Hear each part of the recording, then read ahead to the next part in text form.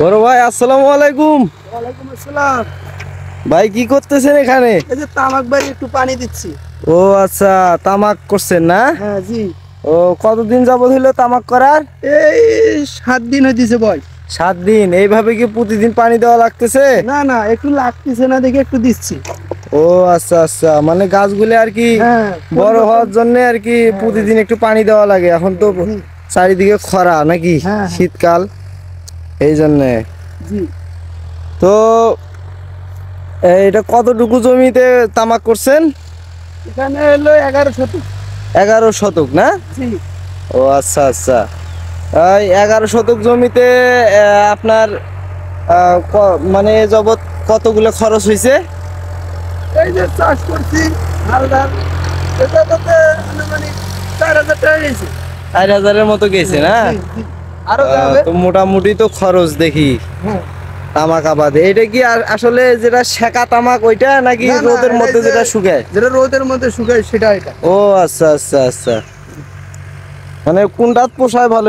এইটাতে পোষায় ভালো না ওইটাতে পোষায় ভালো? এটা তো নতুন আছে, কিছুদিন আগে বন্ধ ছিল, ও আবার আচ্ছা, চালু হয়েছে।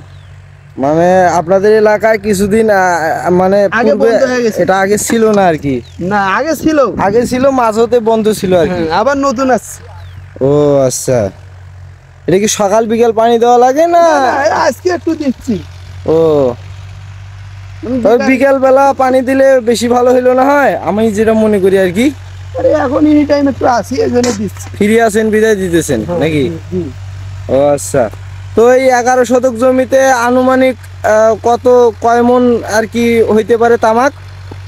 কমন এবার 2 বান্ডিল, 2টা ঢোপ হবে। ও, এটা তো মনে করে বান্ডিল ভাব বিক্রি হয়। মানে বান্ডিল হিসাবে বিক্রি। হুম। তো এটার কেজি কত করি এখন বর্তমানে বাজারে? 120 টাকা তো দেওয়ার কথা।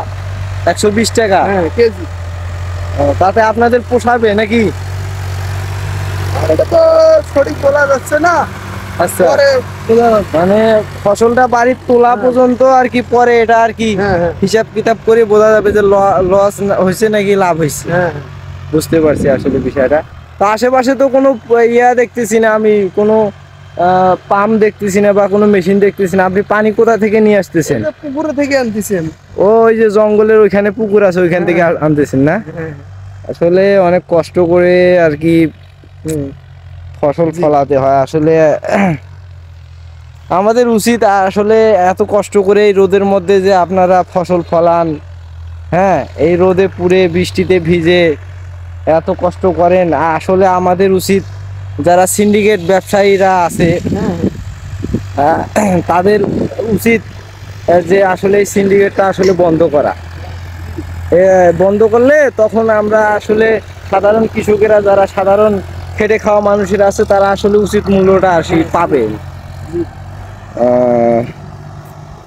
তো ভাই ঠিক আছে, অনেক কথাই বললাম, মন খারাপ করিয়েন না। হ্যাঁ, ধন্যবাদ। ঠিক আছে, ভালো থাকেন, দেখা হবে আবার।